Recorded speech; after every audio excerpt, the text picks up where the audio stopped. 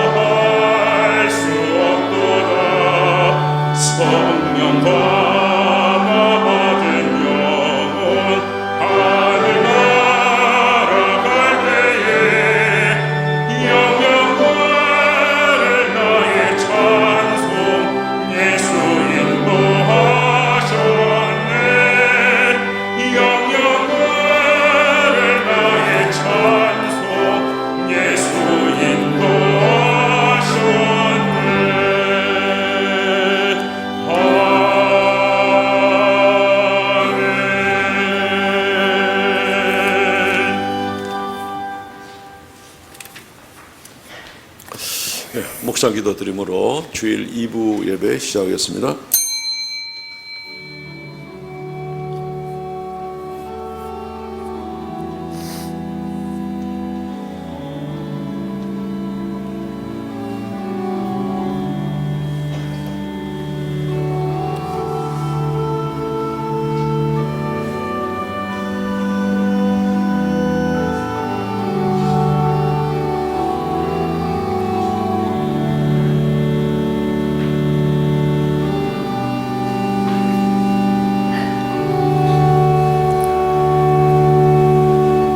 여호와께서 모세에게 이르시되 너는 바로에게 가서 그에게 이르기를 여호와의 말씀에 내 백성을 보내라.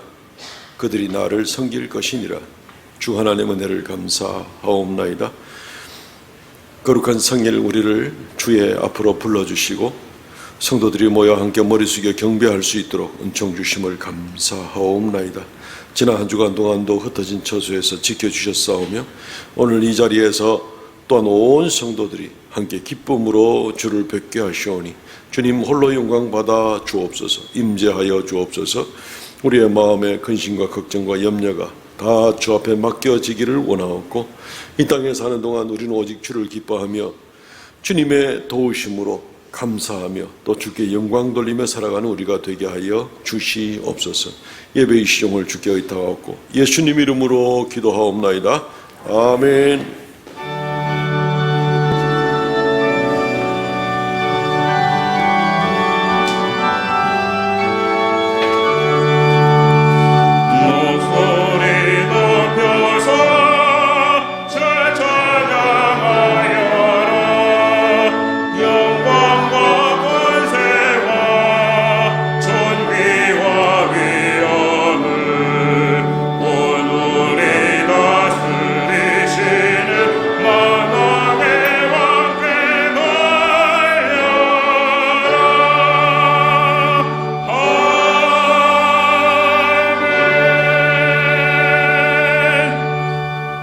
전능하사 천지를 만드신 하나님 아버지를 내가 믿사오며 그 외아들 우리 주 예수 그리스도를 믿사오니, 이는 성령으로 잉태하사 동정녀 마리아에게 나시고 본디오 빌라도에게 고난을 받으사 십자가에 못 박혀 죽으시고 장사한 지 사흘 만에 죽은 자 가운데서 다시 살아나시며 하늘에 오르사 전능하신 하나님의 우편에 앉아 계시다가 저리로서 산자와 죽은 자를 심판하러 오시리라.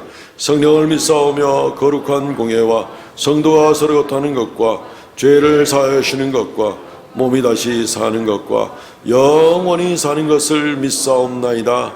아멘.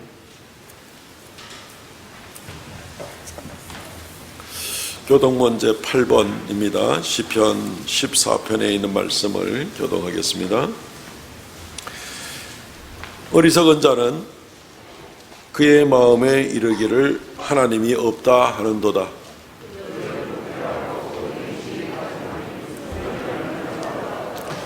여호와께서 하늘에서 인생을 굽어 살피사 지각이 있어 하나님을 찾는 자가 있는가 보려 하신즉,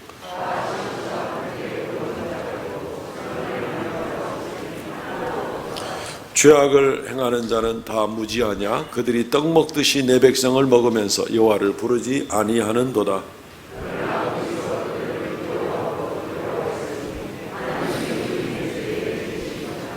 너희가 가난한 자의 계획을 부끄럽게 하나 오직 여호와는 그의 피난처가 되시도다.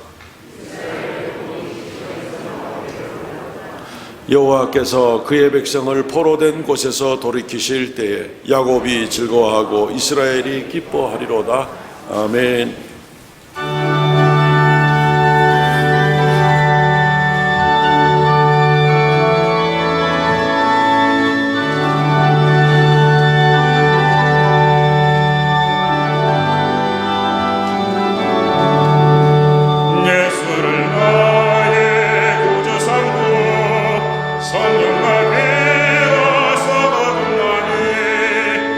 세상에서 내 영혼이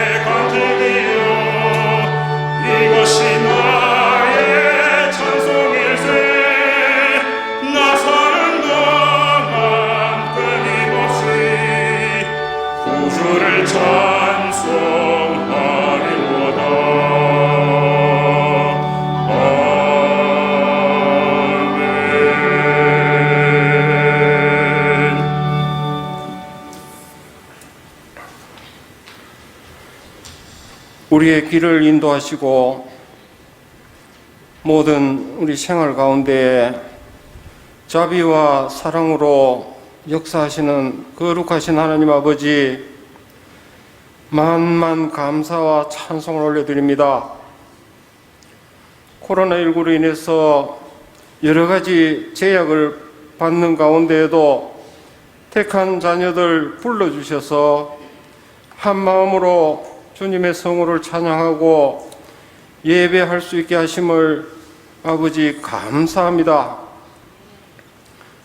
지나간 한 주간도 알고도 모르고도 말씀대로 행하지 못한 죄 먼저 주님 앞에 내려놓고 사함받기를 원합니다.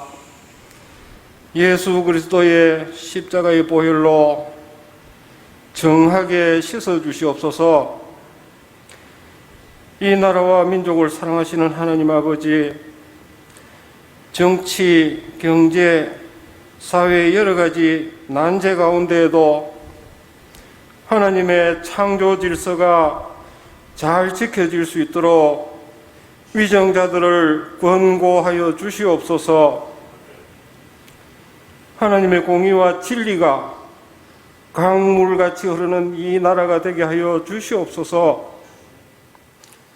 설 명절을 앞두고 코로나19로 인해 서로 만나지 못하는 고통을 감내하는 수많은 가정들, 이 어려운 시기를 아버지 잘 극복할 수 있도록 긍휼을 베풀어 주시옵소서.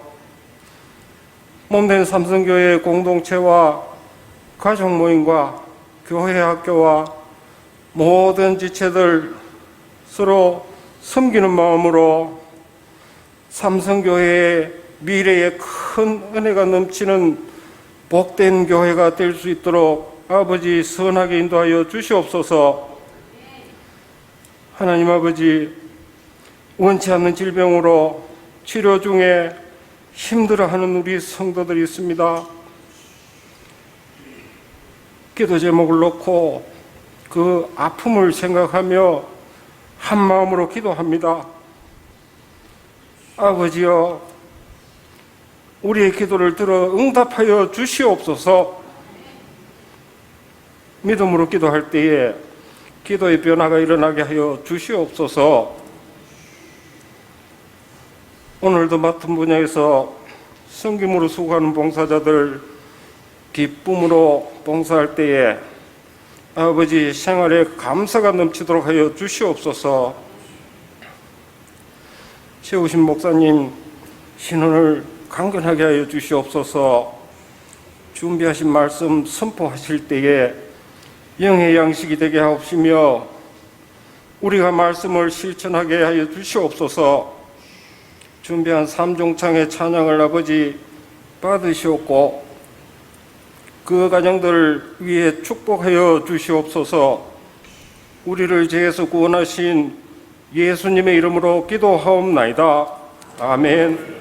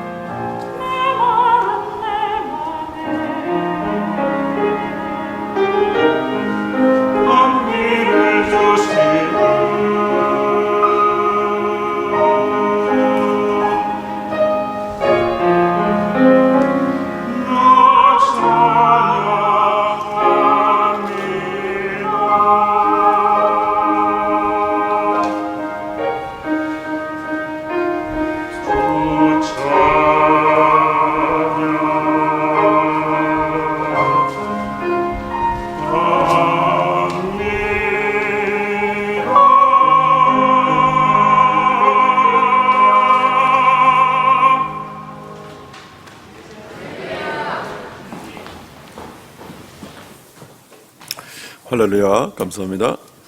하나님 말씀 봉독하겠습니다. 출애굽기 5장에 있는 말씀입니다. 1절로부터 9절 말씀까지 봉독하겠습니다.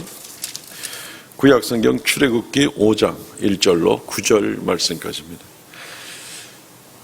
그 후에 모세와 아론이 바로에게 가서 이르되 이스라엘의 하나님 여호와께서 이렇게 말씀하시기를 내 백성을 보내라. 그러면 그들이 광야에서 내 앞에 절기를 지킬 것이니라 하셨나이다. 바로가 이르되 여호와가 누구이기에 내가 그의 목소리를 듣고 이스라엘을 보내겠느냐. 나는 여호와를 알지 못하니 이스라엘을 보내지 아니하리라. 그들이 이르되 히브리인의 하나님이 우리에게 나타나셨은즉 우리가 광야로 사흘 길쯤 가서 우리 하나님 여호와께 제사를 드리려 하오니 가도록 허락하소서. 여호와께서 전염병이나 칼로 우리를 치실까 두려워하나이다. 애굽 왕이 그들에게 이르되 모세와 아론아 너희가 어찌하여 백성의 노역을 쉬게 하려느냐. 가서 너희의 노역이나 하라. 바로가 또 이르되 이제 이 땅에 백성이 많아졌거늘 너희가 그들로 노역을 쉬게 하는도다 하고 바로가 그날의 백성의 감독들과 기록원들에게 명령하여 이르되 너희는 백성들에게 다시는 벽돌에 쓸 짚을 전과 같이 주지 말고 그들이 가서 스스로 짚을 줍게 하라. 또 그들이 전에 만든 벽돌 수요대로 그들에게 만들게 하고 감하지 말라. 그들이 게으름으로 소리질러 이르기를 우리가 가서 우리 하나님께 제사를 드리자 하나니 그 사람들의 노동을 무겁게 함으로 수고롭게 하여 그들로 거짓말을 듣지 않게 하라. 아멘. 오늘 말씀 중심으로 내 백성을 가게 하라 라는 제목으로 말씀을 증거하겠습니다. 교회란 무엇인가? 교회. 우리가 이제 교회죠. 우리 사람이 교회입니다. 아마 자주 들어보는 말 가운데 교회라는 말에 헬라 말 뜻, 에클레시아라는 헬라 말 뜻은 바깥으로 불러내었다 라는 말을 아마 자주 들어보실 것입니다. 바깥으로 불러내었다. 이 세상으로부터 우리를 불러내어서 하나님 백성 삼아주셨다. 이게 이제 교회입니다. 그렇게 불러냄을 받은 사람들, 우리가 바로 교회가 되는 것이지요. 왜 불러냈는가?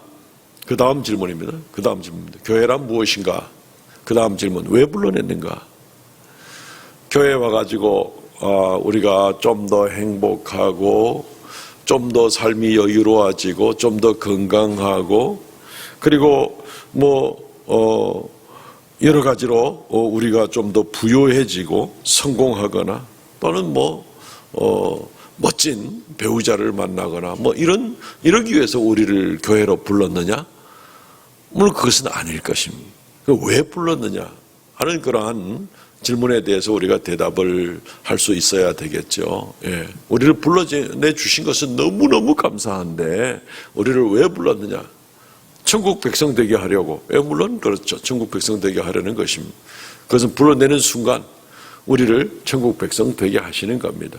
이 땅에서 살면서 또 앞으로 영원토록 교회의 목적은 무엇인가?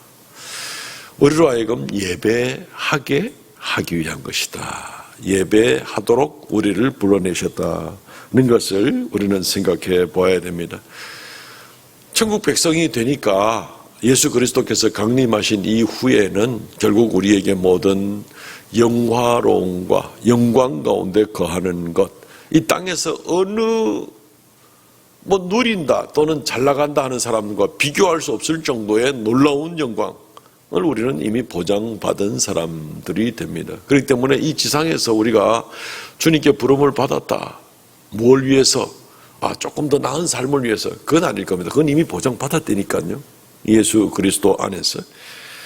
우리를 부르는 순간부터 시작해서 영원까지 우리를 부르신 변할 수 없는 아주 명백한 한 가지 목적이 있습니다. 그것은 예배하게 하려고 우리를 부르신 겁니다. 하나님께서는 우리를 만드실 때부터 바로 이 목적을 가지고 우리를 만드셨죠. 우리가 그의 피조물 된 것을 인정한다면 당연히 그분을 높이고 그분께 예배해야 되죠. 그분이 우리를 만드신 분이니까. 또한 하나님께서 그 독생자 예수 그리스도를 우리에게 보내셔서 우리를 대신해서 죽게 만드신 이를 생각하면 당연히 또한 그분께 감사하고 그분께 영광 돌려야 돼. 그렇지 않으면 우리 지옥 가니까.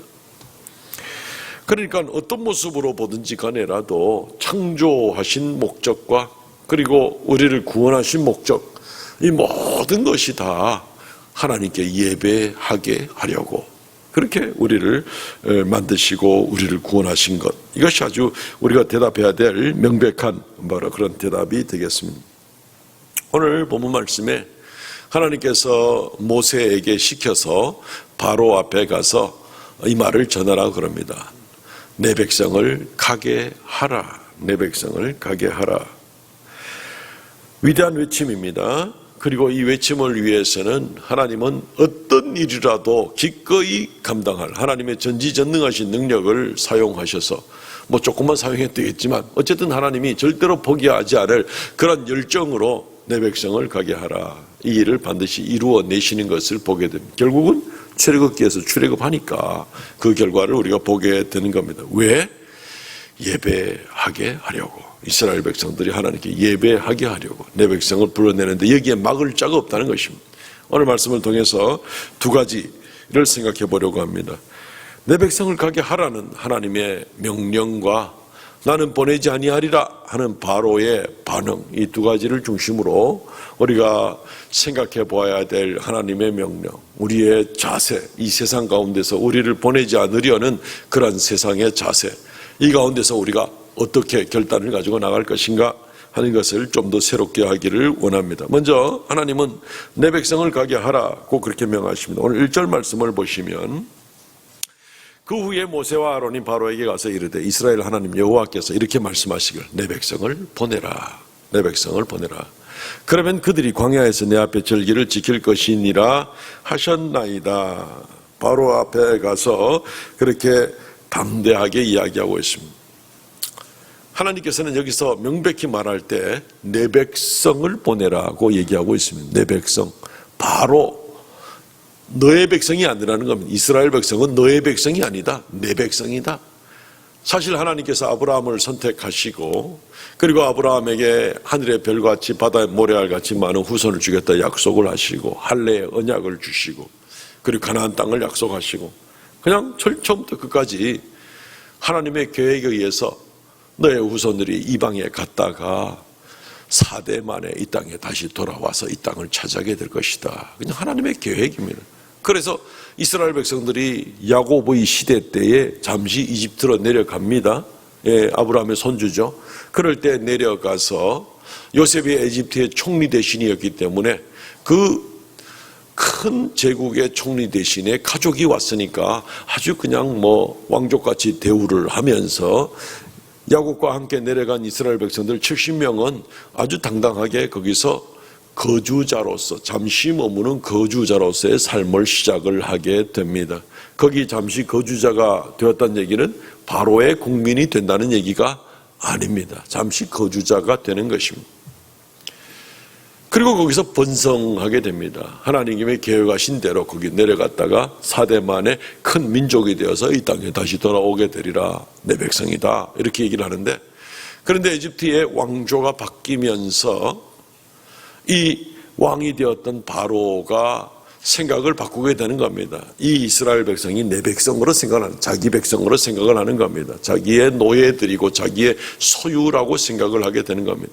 사실은 한 번도 바로의 백성이 된 적도 없고 그의 소유가 된 적도 없는데 바로는 그렇게 생각합니다. 일단 힘이 있으니까, 군대에 힘이 있고 이러니까 그렇게 생각을 하게 되는 것이죠. 그리고 이제 400여 년이 지나고 하나님께서 모세를 보내면서 그들에게 말하라고 합니다. 내 백성을 보내라. 원래부터 내 백성이었다 라고 이야기를 하는 것입니다. 하나님께서는 자기 소유된 백성에 대한 이 소유권 주장이 굉장히 강하십니다. 그리고 반드시 데려가야 되겠다고 얘기합니다. 출애굽기에만 해도 내 백성을 보내라, 내 백성을 가게 하라 하는 말이 최소한 8번 이상 나옵니다.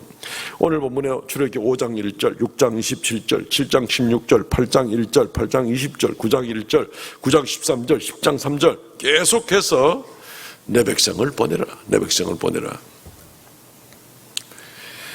하나님이 자기 백성을 찾아가겠다는 데서 할 말이 없는데 세상은 안 놓아주려고 그러는 거죠. 그냥 압박을 해가지고 하나님께 나가지 못하게 만드는 겁니다.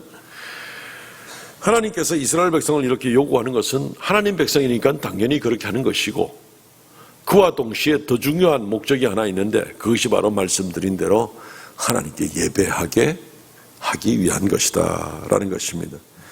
그들이 나를 섬기게 될 것이다 라는 것입니다. 오늘 우리 1절 말씀에 보았지만 그들이 광야에서 내 앞에 절기를 지킬 것이니라.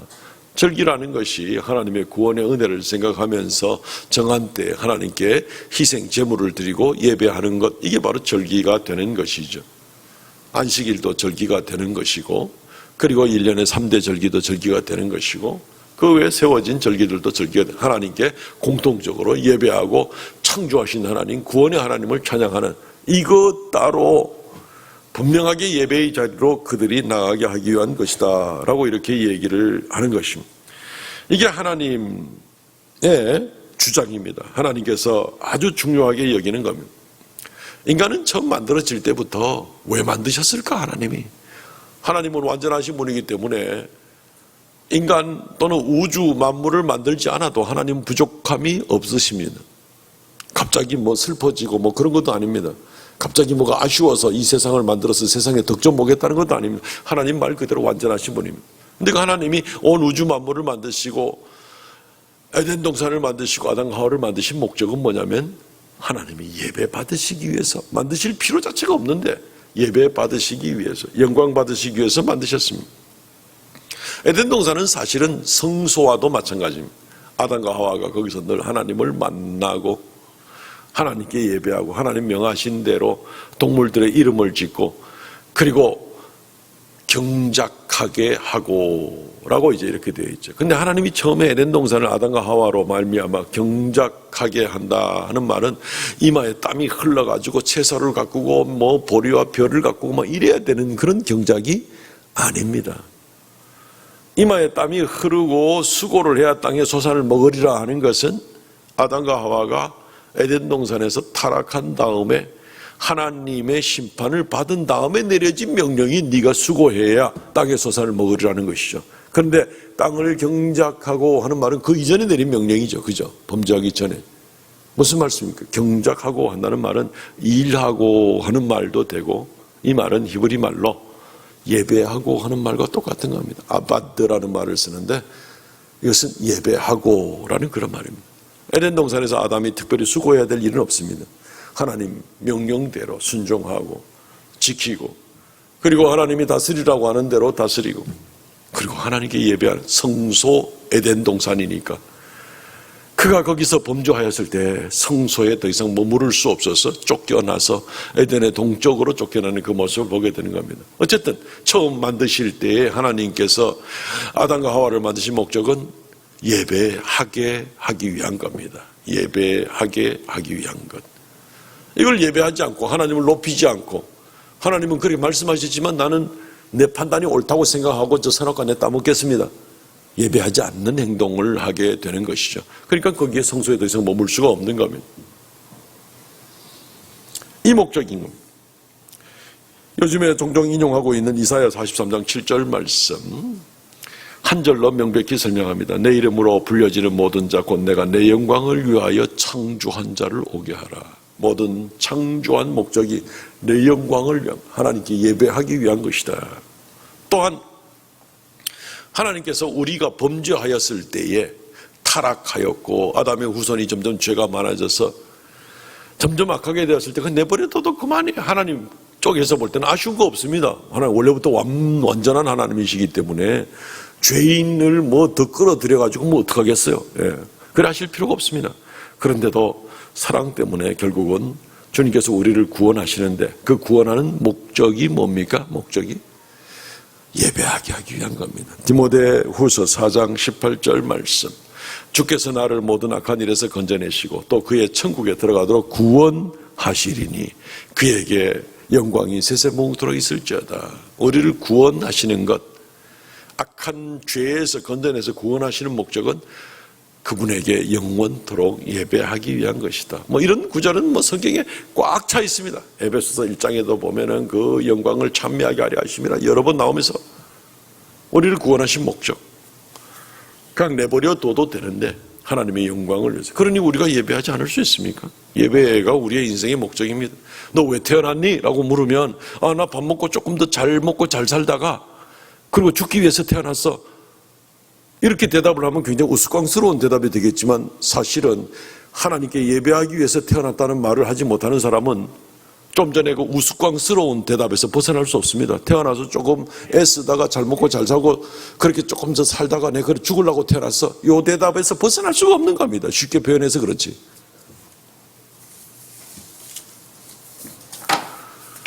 하나님께서는 처음부터 끝까지 영원토록 예배 받으시기를 원하십니다. 요한계시록 7장 12절 말씀 보시면 이르되 아멘 찬송과 영광과 지혜와 감사와 존귀와 권능과 힘이 우리 하나님께 세세토록 있을지어다. 하나님께 예배하는 겁니다. 하나님을 높이는 겁니다. 하나님의 영광, 하나님의 권세, 하나님의 이름을 높여도 이게 예배죠. 하나님은 처음부터 끝까지 온 우주 자체를 만들 필요도 없었고 구원할 필요도 없었고 그렇지만 하나님께서는 예배 받으시기 위해서 그래서 우리가 사람으로 태어나서 우리가 하나님께 예배하는 사람이 아니면 그런 삶이 아니면 왜 태어났니에 대한 대답이 할 말이 없든지 아니면 아주 유치한 대답 외에는 더 이상 대답할 말이 없을걸요 아마? 그러나 예배하는 사람들은 처음부터 끝까지 하나님의 목적을 압니다. 하나님께서 기뻐하시는 것입니다. 하나님은 이 일을 위해서는 어디까지나 희생할 준비가 되어 있습니다. 아들까지도 우리에게 내어주십니다.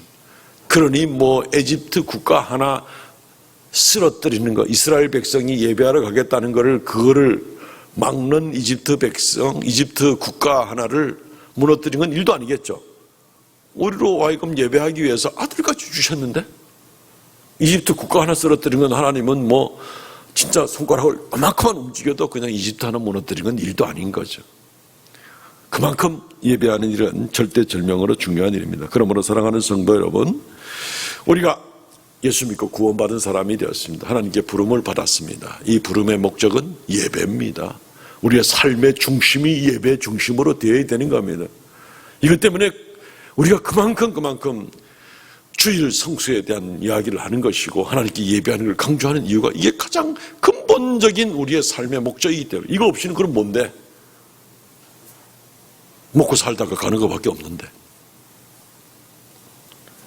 헛된 인생들이 될 수는 없는 것입니다. 사랑하는 성도 여러분, 예배가 목적이기 때문에 우리가 교회에 나와서 예배를 드릴 때에도 우리는 다른 것이 우리에게 목적이 될 수가 없습니다. 교회에 나와서 내가 조금 더 배부르고 조금 더 성공하고 조금 더 잘나고 조금 더 사람 앞에 자랑하고 아니면 교회에 와서 좀 더 이상한 여건들 때문에 사람들 앞에 상처받고 또는 뭐 시기 나고 이런 것들은 다 교회에 나와서 근본적으로 예배하는 목적과는 좀 틀립니다. 주의해야 됩니다. 하나님께 예배하기 위해서 나는 나왔습니다. 사람들의 세상에는 뭐 이런 일 저런 일 있겠죠. 예. 다른 사람을 오히려 격려하고 위해서 기도해 줄 수는 있지만 오히려 넓게 생각할 때 그래 이런 일 저런 일 인생사 가운데 있겠죠. 근데 나는 예배하는 사람입니다. 이 고백을 가지고 담대하게 인생을 살아가시기를 바랍니다. 오늘 말씀 두 번째 우리가 보게 될 때에 세상은 그런데 나는 보내지 아니하리라. 예배를 못하게 막겠다. 라고 지금 사도 바로 임금이 지금 그렇게 이야기를 하고 있는 겁니다. 세상은 예배를 막으려고 합니다. 오늘 5장 2절 말씀 보시기 바랍니다. 바로가 이르되 여호와가 누구이기에 내가 그의 목소리를 듣고 이스라엘을 보내겠느냐? 나는 여호와를 알지 못하니 이스라엘을 보내지 아니하리라. 여호와가 누군데 내가 이스라엘 보내겠나? 그러지 뭐 그럴 수가 없어. 인간적으로 생각하면은 바로는 뭐 자기 백성도 아니면서 자기 소유라고 생각을 하고 있는 것도 문제인데 한편으로는 이해될 수도 있습니다. 어떤 부분에서 이해가 됩니까? 아니 이 몇백만 명의 사람들이 여지껏 무임으로 그냥 수백 년 동안 노동을 제공해주고 있는데 이거 그냥 통째로 내보내면 나라의 국부가 사라지게 되는 겁니다. 예. 그러니까 나라가 부유하게 되기 위해서 나는 이 사람들을 내보낼 수가 없어. 내 손해를 그렇게 감당할 수는 없는 거야. 절대로 못 내보내. 사실 나중에 10가지 재앙이 내리면서 끝까지 나라가 거의 망하기 일보 직전까지 다 나아가고 자기 바로의 임금의 아들부터 모든 짐승의 첫 번째 새끼까지 다 죽기, 그 한 가지 남겨지기까지 나라가 이미 거의 다 쑥대밭이 됐는데 그때까지도 못 보내겠다 하지 않았습니까? 9번째 재앙을 받을 때까지. 그만큼 못 보내는 겁니다. 이 자기의 욕심을 위해서 이 사람들 내보내다가는 나라가 손해가 많을 거니까. 처음에는 이 사람들 놔두다가는 적군에게 붙어가지고 우리한테 창끝을 겨누겠다 싶어가지고 압박을 시작했는데 나중에는 그런 사람 보내버리면 속이 시원하지. 근데 끝까지 못 보내겠다는 이유가 뭡니까? 자기의 욕심이 있는 겁니다. 자기 나라가 손해가 볼 것 같은 생각이 드는 거죠. 그래가지고 묘수를 생각해내는 것이 압박을 좀 더하면 되겠다. 그래가지고 똑같은 숫자의 벽돌을 이 노예 민족인 이스라엘 백성들에게 만들게 하면서 이제는 짚을 주지 말자. 이전에는 줬는데. 그래서 감독관들 계산하는 사람들 불러다가 이렇게 시켰다 하는 말이 오늘 우리가 읽은 본문에 나와 있습니다. 굉장히 묘수입니다, 이거는. 왜냐하면 압박을 되게 해버리면은 두 가지 현상이 일어납니다. 한 가지는 길들여지는 것이고 하나는 자중질환이 일어나게 되는데 이 두 가지 묘수를 다 생각을 했던 것 같습니다.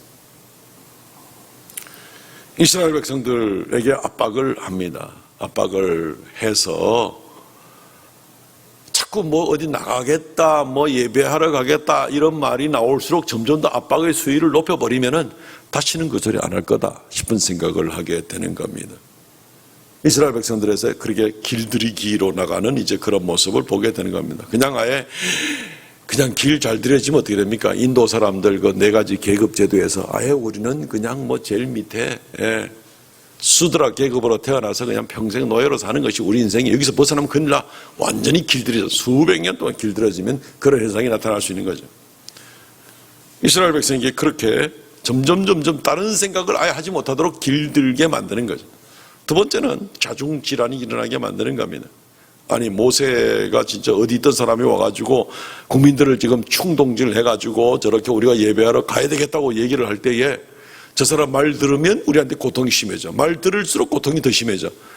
그러니까 이제 모세가 나쁜 사람이 되는 거죠. 그렇게 해서 백성들로 하여금 모세를 원망하게 만들고 자중질환이 일어나게 만드는 이제 그런 방법이 되는 겁니다. 아닌 게 아니라 우리가 읽지 않았습니다만 출애굽기 5장 21절 말씀에 보면 그들에게 이르되 너희가 우리를 바로의 눈과 그의 신하의 눈에 미운 것이 되게 하고 그들의 손에 칼을 줘 우리를 죽이게 하는도다. 여호와는 너희를 살피시고 판단하시기를 원하노라.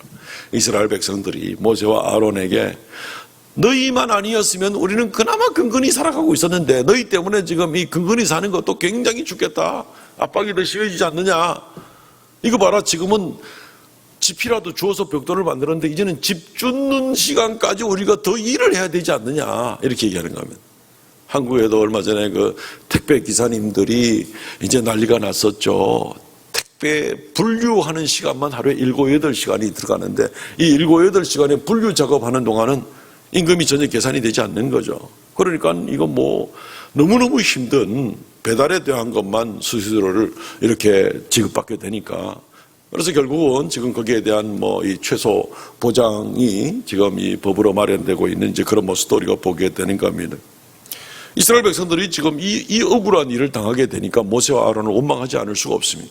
그리고 원망합니다. 자중질환이 일어나는 겁니다. 이제 모세까지 와가지고 일이 도로 헝클어지게 되고 백성들을 같이 한마음으로 움직이지 못하게 되는 그 이후로 누가 온다 그래도 이제는 안 되는 겁니다. 그냥 그때도 그 사람이 와서 그랬었지만 안 되더라. 이런 식으로 해서 아예 이스라엘 백성들을 좌절시키는 그런 모습을 보게 되는 것입니다. 근데 실제로 이 바로의 근본적인 원인은 이런 묘책과 결과가 나타날 것을 기대하면서 근본적인 원인은 뭡니까? 하나님을 믿지 않기 때문에 그렇습니다. 바로는 얘기하잖아요. 나는 여호와가 누군지 모르더라. 여호와가 누군지 모르더라. 이집트에 있는 온갖 미신 같은 우상신들은 내가 많이 아는데 여호와? 난 몰라. 안 믿어. 그리고 나서 자기 이익을 위해서 압박을 하는 이야기는 우리가 이미 드렸고 그런 다음 마지막 단계는 어떻게 되는지 압니까? 그리고 너희가 압박을 받는 것은 다 너희 책임인 거야. 내 책임이 아닌 거야. 책임을 뒤집어 씌우는 그런 모습을 보게 되는 것입니다. 오늘 5장 8절 말씀을 한번 보시죠.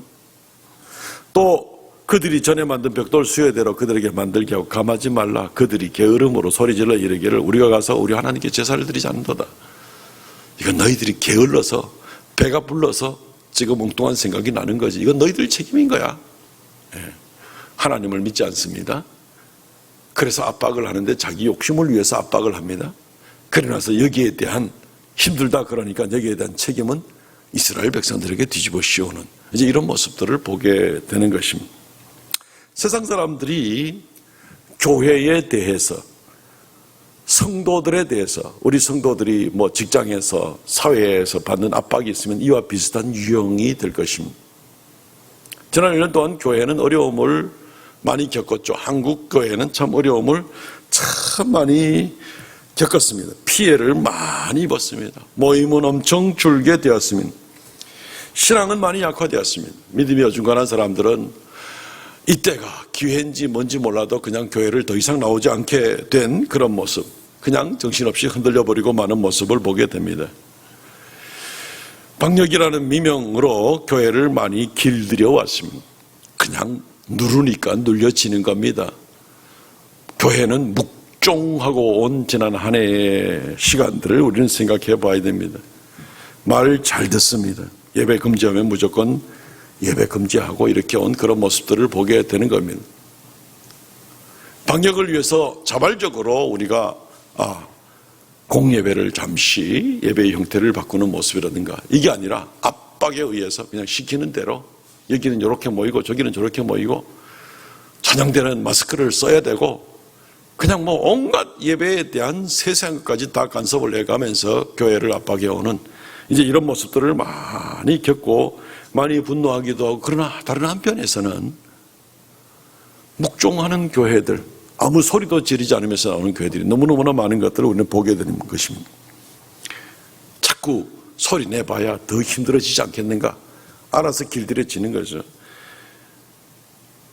이번 주 우리 교단에서 나오는 기독교보에 굉장히 유용한 자료가 몇 가지 나와 있습니다. 그래서 오늘 그거 좀 몇 가지 제가 좀 소개를 시켜드리려고 합니다. 50부밖에 우리 교회에 이렇게 배달이 안 오기 때문에 전교인들이 다 그 내용을 읽어볼 수는 없을 겁니다. 고신대학에서 교회사를 평생 가르치시고 한국교회사의 거의 뭐 대한민국의 1인자라고 할 수 있는 우리 이상규 교수님, 이상규 목사님께서 글을 실은 부분이 있습니다. 이 박사님은 이런 얘기를 합니다. 어떤 이유에든지 제가 요약해서 말씀드리면 어떤 이유에든지 예배와 같은 종교 행위에 대한 조치는 종교의 자유를 훼손하는 기독교 탄압이다. 현대사회에서 종교 탄압은 반드시 물리적인 것만은 아니다. 이념이나 사상, 이데올로기 혹은 법적인 제한, 반기독교적인 입법도 종교 탄압일 수 있다.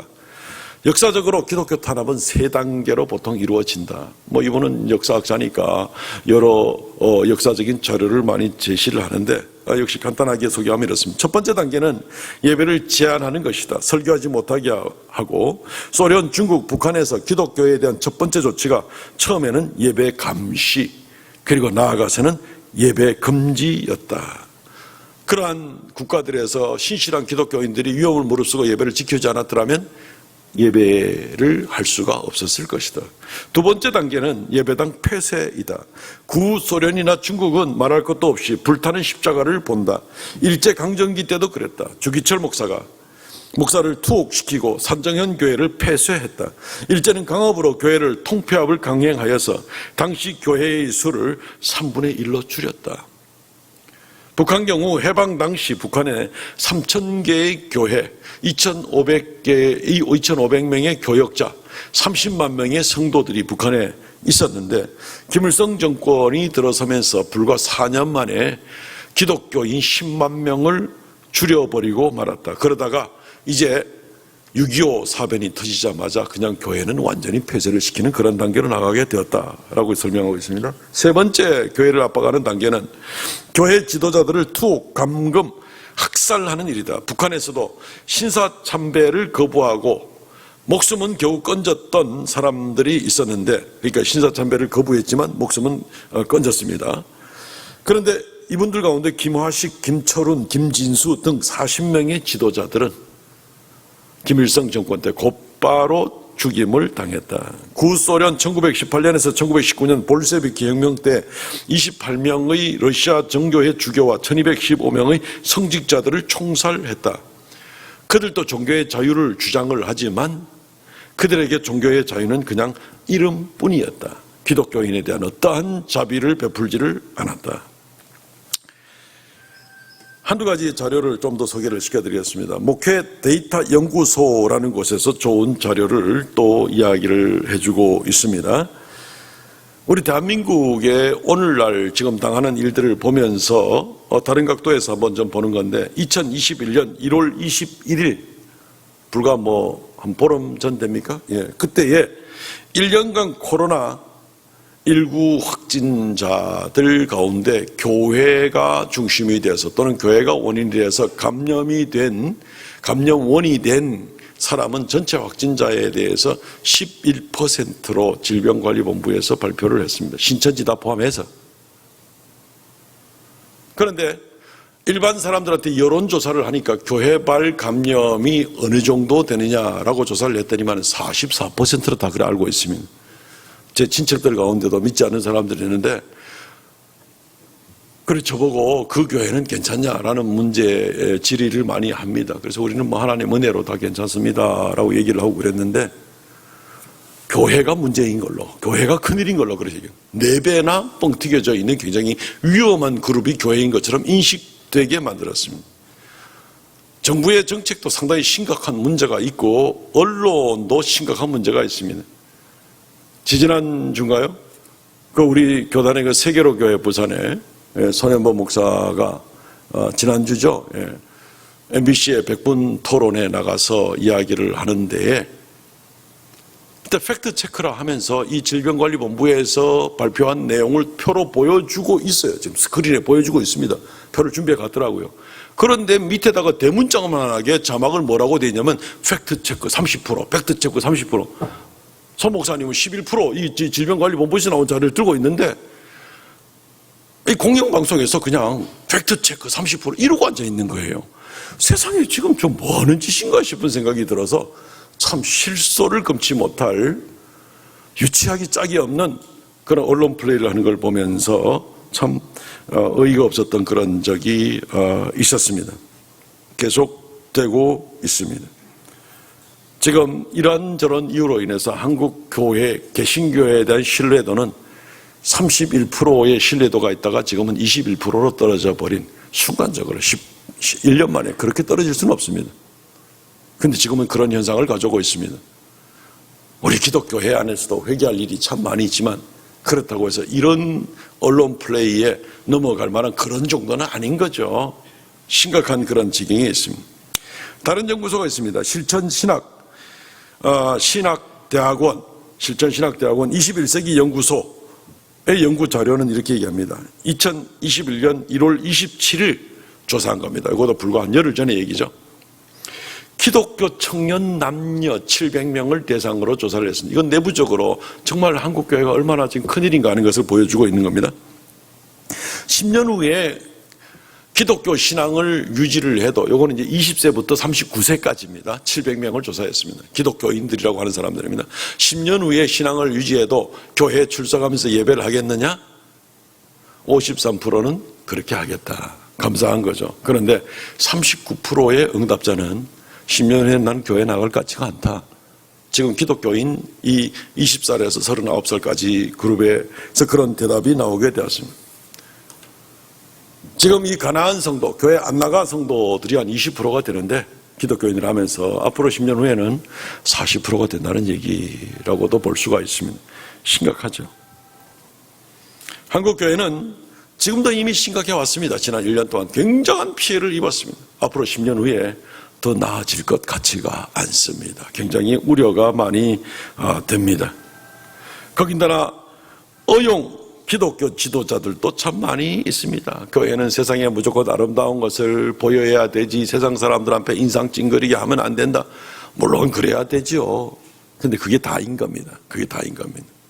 하나님께 예배하고 어떤 일이 있어도 우리는 오늘 우리가 본문에서 보는 대로 하나님은 어떤 것을 불사하고라도 하나님의 백성들이 하나님께 예배하는 일들을 위해서 한 나라라도 필요하면 멸망을 시켜서라도 내 백성을 나오게 해서 가게 해서 하나님을 섬기게 하는 것이 하나님의 뜻인데, 이 의용 기독교 지도자들은 아니야, 그게 아니야, 세상에 눈치에 어긋나면 안 되는 거야. 말은 여러 가지를 하지만 결국 핵심 포인트는 그런 식으로 나가는 그런 모습들 때문에 기독교 안에 혼선이 생기는 겁니다. 자중질환적인 요소가 얼마나 생겨나가는 겁니다. 바로가 이스라엘 백성을 다루는 모습이나 지금 대한민국에 일어나는 모습이나 여러 가지로 비슷한 그런 모습을 보게 됩니다. 길들여지는 모습이거나 자중질환이 일어나는 그런 모습이거나. 그러나 우리는 하나님 말씀을 통해서 분명히 명심해야 됩니다. 하나님의 말씀은, 하나님께 예배하는 것은 어떤 수단과 방법을 막론하고라도 하나님은 하나님께 예배하는 자를 찾으신다는 겁니다. 한결같습니다. 한결같습니다. 창세기부터 계시록까지 한결같으십니다. 시편 53편 2절 말씀, 하나님이 하늘에서 인생을 굽어 살피사 지각이 있는 자와 하나님을 찾는 자가 있는가 보려 하신즉, 지각이 있는 자가 하나님을 찾는 거죠. 결국 하나님을 찾는 자, 하나님이 원하는 것은 뭐 잘난 자, 못난 자, 부요한 자, 가난한 자, 성공한 자, 그렇지 못한 자, 이거 가지고 골라 잡는 거 아니고, 인종 따라 골라 잡는 것도 아니고, 하나님이 인생을 굽어 살필 때에 딱 한 가지 기준을 가지고 본다 그랬습니다. 하나님을 찾는 자가 있는가 보려 하신즉. 요한복음 4장 23절 말씀에 보면, 아버지께 참되게 예배하는 자들은 영과 진리로 예배할 때가 오나니 곧 이때라. 아버지께서는 자기에게 이렇게 예배하는 자들을 찾으시느니라.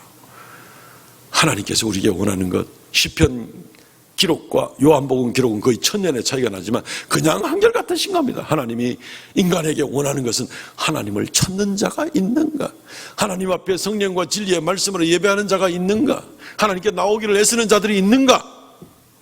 주님은 그걸 원하시는 거죠. 이게 인간의 가장 기본적인 삶의 목적이 되어야 되는 것입니다.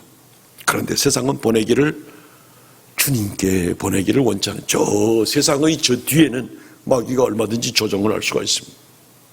자기가 무슨 일을 하는지도 모르고 지금 이용당하는 세상 사람들은 얼마든지 많이 있습니다. 그래서 주님께서 십자가에서 말씀하시듯이 아버지여 저들의 죄를 용서하소서, 자기들이 하는 일을 알지 못하나이다 기도하시잖아요. 하나님은 그러나 인간의 근본 목적, 온 우주 만물을 창조하신 목적이 하나님께 예배하게 하는 것이 목적이기 때문에 이 일을 하나님이 포기할 수 없습니다. 그러면 창조의 목적 자체가 없어지는 겁니다. 창조를 안 하면 못하게 되는 겁니다. 하나님은 그렇기 때문에 이 일은 반드시 이루기를 원하시는 거죠. 이스라엘 백성은 결국 출애굽했습니다. 에집트는 완전히 멸망시켰습니다. 그리고 그보다 더 중요한 의미를 부여하는 것이 하나님 백성들이 하나님께 나와서 예배하는 것을 하나님 원하셨습니다. 모세도 이 하나님의 구전 뜻을 알고 하나님의 뜻을 잘 전했죠. 출애굽기 5장 3절 말씀. 그들이 이르되 히브리인의 하나님이 우리에게 나타나셨은즉 우리가 광야로 사흘 길쯤 가서 우리 하나님 여호와께 제사를 드리라 하오니 가도록 허락하소서. 그 다음에 여호와께서 전염병이나 칼로 우리를 칠까 두려워하나이다. 모세의 말은 사실은 겸손하게 우리가 예배하지 않으면 우리 큰일 납니다. 우리가 전염병이나 칼로 우리가 큰일 납니다. 그렇죠. 그렇지만 실제로 이스라엘 백성들이 에집트 있을 때도 예배가 소홀한 부분도 있었겠지만, 그래서 이제 출애굽해야 되겠지만, 실제로 이 결과는 어디에 더 심각하게 나타났습니까? 바로와 이집트 국가에 나타났잖아요. 10가지 재앙을 통해서 전염병과 칼과 홍해바다의 물과 그런 온갖 재앙과 우박과 흑암과 질병과 피와 그리고 여러 개구리와 뭐 이런 전염병을 옮기는 그러한 이 파리 이런 그런 재앙들 10가지를 통해 가지고 결국은 예배를 하지 않는 그리스도인들에게도 얼마든지 하나님께서 심판을 내리지만 예배를 하지 못하게 하는 이 바로의 이 국가에 대해서는 더 엄청난 심판을 내린 거 우리가 보지 않습니까? 원인이 뭐라고 생각합니까? 하나님께 예배하는 것을 방해한 그런 사람들이 되는 겁니다. 모세는 이것을 분명하게 전하게 되고 결국 이스라엘은 노예 국가가 아니라 이스라엘은 하나님의 백성이기 때문에 결국 하나님께 나와서 예배하는 자리에 나오게 되고 시내산에 나가서 하나님의 율법의 계명을 받고 그리고 하나님 백성으로서 더 당당하게 살아가는 그런 모습을 시작하는 것을 우리가 보게 되는 것입니다. 그렇습니다. 성도 여러분, 세상은 결코 허락하지 않습니다. 바로가 이스라엘 보내기를 싫어했듯이 우리가 하나님께 예배하는 걸 좋아하지 않습니다. 그들이 알든지 모르든지 저 뒤에는 마귀가 얼마든지 역사하고 있습니다. 근데 마귀가 우리가 하나님께 나가서 예배하는 것을 좋아하겠습니까? 결코 그런 일은 없죠. 지금도 그렇고 앞으로도 그럴 거라는 것을 충분히 예상을 해야 됩니다. 그렇기 때문에 지금 말도 되지 않는 예배에 대한 제약이라든가 압제는 얼마든지 많이 일어나고 있습니다. 재미있는 정보를 하나 알려드리겠습니다. 2021년 2월 1일 한 주일 전입니다. 윤태호 중앙사고수습본부 방역총괄반장입니다. 거의 매일 노란 옷 입고 나와가지고 브리핑하는 분입니다. 잘 아시는 분일 겁니다. 이때 무슨 얘기합니까? 교회의 경우 밀집도가 낮고 사전에 방역 조치들이 이루어져서 지금까지 대면 예배를 통한 감염은 거의 없었다. 방역총괄 반장께서 직접 TV에 나와서 이렇게 얘기했습니다. 대면 예배를 통해서 감염은 거의 없었다. 밀집도를 유지하고 방역수칙을 준수한다면 대면 예배 자체가 감염 위험도가 높은 행위는 아니라고 판단했다. 이제 와서 이 발표를 하는 겁니다. 그럼 지난 1년 동안은 뭔데? 싶은 생각이 드는 거예요. 교회는 여전히 거리를 두고 방역을 철저하게 애를 쓰고 있습니다. 식당들은 그렇게 하지 않잖아요. 영화관은 한 칸 건너 한 칸 안 씁니다. 교회는 4칸 건너서 한 명 안 씁니다. 지금 20%밖에 못 앉게 하니까. 여전히 압박은 있습니다. 지금도 여전히 압박은 있습니다. 전도의 길은 많이 막혀 있습니다. 얼마나 답답한지 모릅니다. 사랑하는 성도 여러분, 세상을 좀 잘 알아야 되겠습니다. 뉴스를 보더라도 좀 제대로 판단할 수 있어야 되겠고, 그거보다 더 중요한 것은 우리 하나님이 뭘 원하는 걸 알고 이래야 되겠죠. 그냥 세상의 언론이나 이런 것들이 그냥 떡주 모르듯이 온갖 것 이렇게 나가는 것에 대해서 그런갑다 하고 그냥 뭐 아무렇게나 그냥 그렇게 무조건 나가고, 하나님이 뭘 원하는지도 그냥 그것도 또 잘 모르고, 세상도 잘 판단할 줄 모르고 하나님도 잘 모르고 뭐 그래가지고 뭐 어떡하겠어요. 성도들은 세상도 정확하게 판단할 수 있어야 되고, 하나님의 말씀이 하나님이 원하는 것이 무엇인지 더 분명하게 알고 그렇게 하나님께 달려나가는 우리가 되어야 되는 거 아니겠습니까? 하나님께서는 하나님의 백성들이 하나님 앞에 예배하는 일에서 무슨 일이라도 감당할 그럴 각오를 가지고 출애굽기만도 8번, 9번이나 내 백성을 가게 하라 하고 단호하게 말하고 있는데, 우리는 몰라. 그게 옳은지 그른지 잘 모르겠어. 지금 상황이 안 그렇잖아. 이러고 미적미적 거리고 앉아있으면 주님께서 뭘 기뻐하시겠어요? 우리 하나님을 알고 세상은 허락하지 않다는 것도 알고, 그리고 담대하게 하나님께 나오실 수 있는 그러한 저 여러분들 되시기를 바랍니다. 말씀을 맺겠습니다. 사랑하는 성도 여러분, 우리 성도들은 이러한 상황을 보면서 내 백성을 가게 하라, 내 백성을 가게 하라, 내 백성을 가게 하여서 예배하게 하라, 그 일을 위해서 내가 내 아들까지 내가 희생을 하면서까지 나오는 그 아버지 하나님의 말씀을 우리가 들을 때 당연히 우리는 결단을 내려야 되죠. 이것이 온 우주 만물을 만드신 창조의 목적이고, 인간을 만드신 목적이고, 우리를 구원하신 목적이고, 이것이 영원토록 하나님께서 예배 받으시고 영광 받으시는 것이 아버지의 목적이잖아요. 이거 아니면 우리 아무것도 아니잖아요. 그냥 뭐 태어나서 어찌 살다가 그리고 죽고 그런 인생으로 그냥 마무리를 짓고 말고 싶습니까? 그게 아니잖아요. 사랑하는 성도 여러분, 세상을 알고 세상 앞에 담대하게 경고도 줄 수 있어야 됩니다. 모세가 바로에게 전염병과 칼에 대한 경고를 주었듯이 우리도 경고를 줄 수 있어야 되고, 그보다 먼저 우리는 더 담대하게 결단을 가지고 하나님 앞에 예배하기를 애를 쓰고 내 백성을 가게 하라는 하나님의 음성에 귀를 기울이는 그런 우리가 되어야 되지 않겠습니까? 어떠한 모습으로든지 하나님 앞에 최선을 다해서 예배하는 그러한 귀한 거룩한 성도 다 되시기를 주의 이름으로 축원드립니다. 아멘. 통성으로 같이 한번 기도하겠습니다. 나라와 민족을 위해서 기도해 주시고, 교회를 위해서 기도해 주시고, 우리 자신과 우리 자녀들을 위해서 기도해 주시고, 하나님, 예배하기 위해서 태어났습니다. 영원토록 예배하며 살고 싶습니다. 주여 역사하여 주옵소서. 이 시간 통성을 같이 한번 기도하겠습니다. 주 하나님 은혜를 베풀어 주시옵소서. 우리는 연약합니다. 아버지 하나님 어리석었습니다.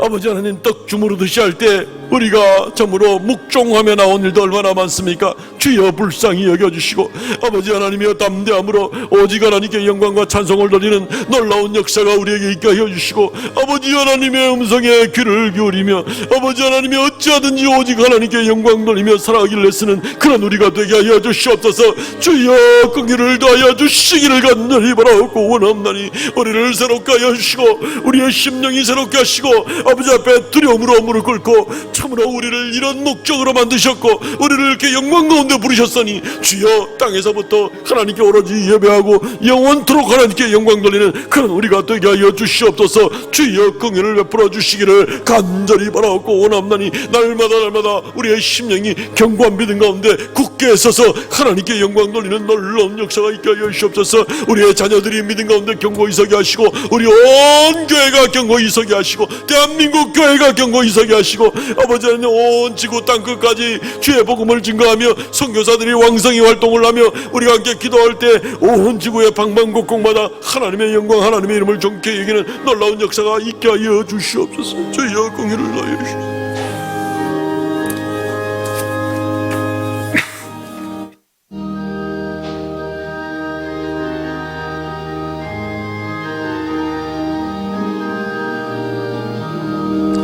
영광을 받으신 만유의 주여 우리가 명령을 따르리라.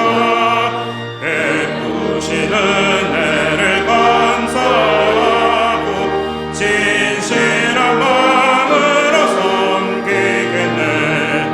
구주의 은혜 주시는 대로 영원히 받들어 섬기겠네. 찬송하겠네 찬송하겠네. 생명을 주시는 구주로다. 우주를 높이고 생공경하여 온유한 마음으로 섬기리라. 주 예수 안에서 즐거워하며 충성을 다하여 섬기겠네. 구주의 은혜 주신 대로 영원히 받들어 섬기겠네. 찬송하겠네 찬송하겠네. 생명을 주시는 구주라. 예수를 믿고서 늘 사랑하며 참 기쁨만으로 섬기리라.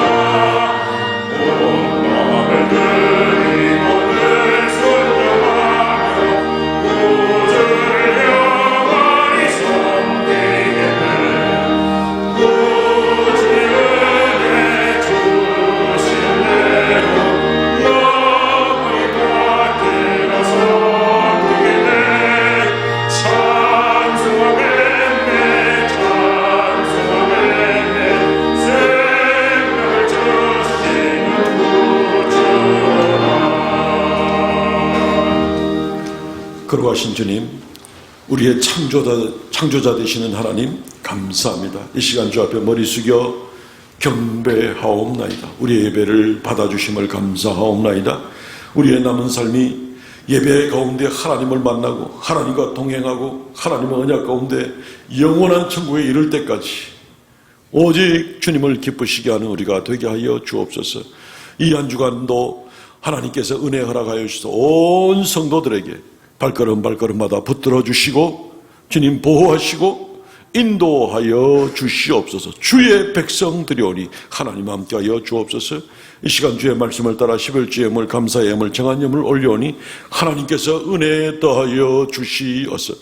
아버지 하나님, 참으로 주를 경외하는 마음으로 드린 귀한 예물들 연락하여 주시고 생명의 역사, 주의 이름 존귀케 되는 역사 놀랍게 나타나게 하시며 드린 손길마다 그 믿음을 보시고 만복으로 더하여 주시어서 주님과 동행하기 시작한 그 발걸음들 끝까지 영원토록 하나님과 함께하는 놀라운 역사, 은혜, 축복 넘치게 하여 주옵소서.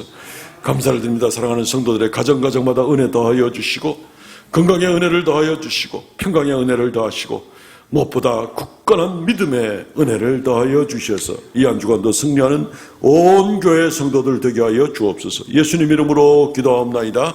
아멘. 지금은 우리 주 예수 그리스도의 은혜와 아버지 하나님 극진하신 사랑과 성령의 교통하심과 새롭게 하심의 역사가 이 시간 머리 숙여 주 앞에 예배하는 하나님의 거룩한 백성들에게 영원토록 함께 있을지어다. 아멘.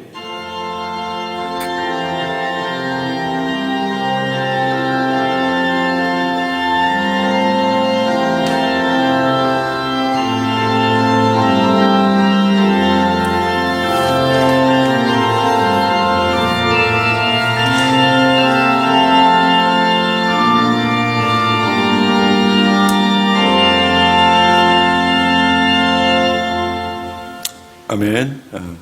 예배는 마쳤습니다. 우리 성도들의 교제 시간입니다. 전후 좌우로 인사하시죠. 예배하며 살겠습니다. 예배하며 살겠습니다. 축복합니다. 예배하며 살겠습니다. 예, 주보를 참조해 주시고요. 예, 우리 광고는 코로나 바이러스 이 감염병 끝날 때까지 일본 광고는 거의 고정될 것 같습니다. 예, 끝까지 예배의 수칙을 잘 지켜주시기 바랍니다. 금주에 읽을 성경 본문 열왕기 상하입니다. 이번 주 금요 기도회는 설 명절과 딱 겹쳐서 일단 공식적으로는 쉽니다. 오늘 주보에 끼워드린 설 가정 예배 모범을 드렸는데 요거를 잘 활용하셔서 각 가정에서 예배를 드리시면 되겠습니다. 3부 예배 후 2월 정기교육위원회 모임이 있고요. 교회 수첩 정정사항은 많지는 않지만 주보 3면에 있습니다. 참조해 주시기 바랍니다. 예, 새가족들이 계속 등록해주고 계십니다. 지난주에 우리 이명자 성도, 우리 이종숙 성도 이렇게 등록해 주셨습니다. 믿음 생활 잘 감당하고 교회에 잘 적응하도록 위해서 기도해 주시기를 바랍니다. 일부 예배 때도 오셨고 이래서 지금 다시 인사를 시키기는 어려울 것 같습니다.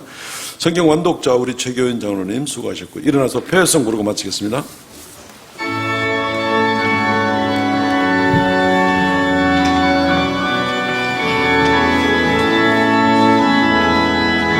감사하신 하나님, 에베네셀 하나님, 살아계신 하나님, 에베네셀 하나님, 여기